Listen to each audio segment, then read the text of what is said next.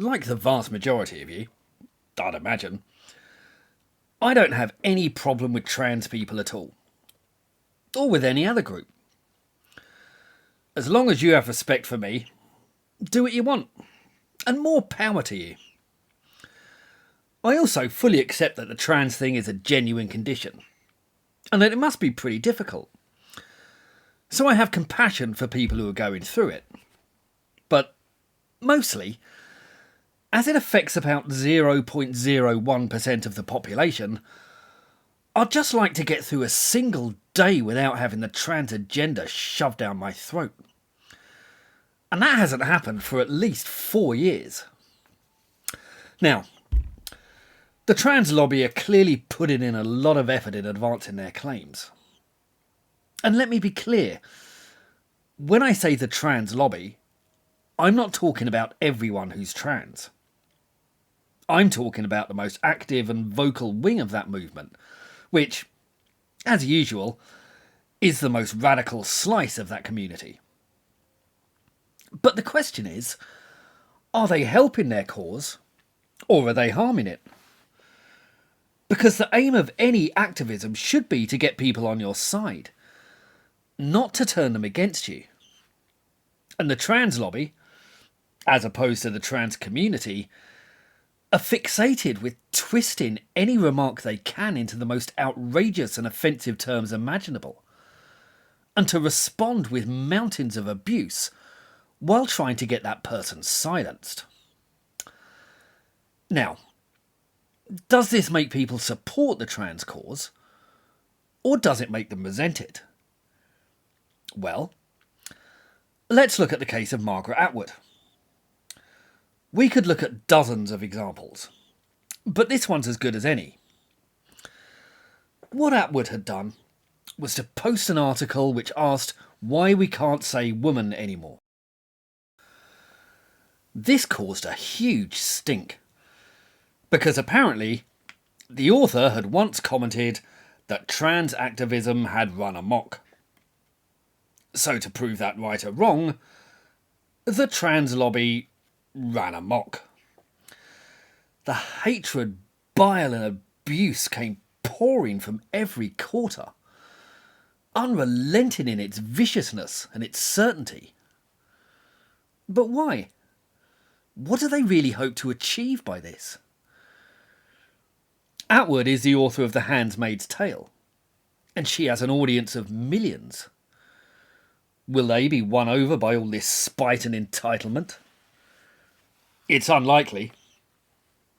After all, if you want people to treat you with respect and consideration, then you have to treat them with respect and consideration. Because if all you do is bully and abuse people, then eventually you're going to get all of that back. The trans lobby are systematically alienating support, and there will be a reckoning, because this has become the dominant theme of recent years. Arrogant, unpleasant and abusive people who demand respect, consideration and submission. That's what our society's turned into, and those people have been getting that respect for a long time. But that deference cannot last indefinitely. There's also a discrepancy at the heart of this argument, and it's personified by the trans lobby. They say that trans women are women, but they've disproved that assertion by airing it. Because if trans women are women, then why do you need to call them trans women? It's a tacit admission that there's an obvious difference between the two.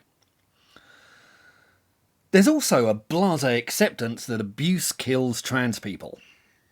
Well, for one thing, there's been precious little abuse directed at the trans community, though the combative attitude of the trans lobby might provoke it. But in reality, what you've got here is people who are, by definition, deeply unhappy with their identity. And that's the biggest single cause of suicide. Assertions of the opposite don't alter that. And they don't become fact no matter how frequently or how loudly they're aired. Now, there are a number of other reasonable points I could make here. Unfortunately, free speech doesn't exist, and I'd like to keep my channel, so I'll have to remain silent. But free speech does exist for the likes of the trans lobby. They can air any views they want, and they can abuse whoever they like with impunity. But why has this lobby never tried polite discussion about the issues that concern them? Because most people will look at the article that Atwood posted and wonder why they're so furious in the first place. I mean, I have no idea.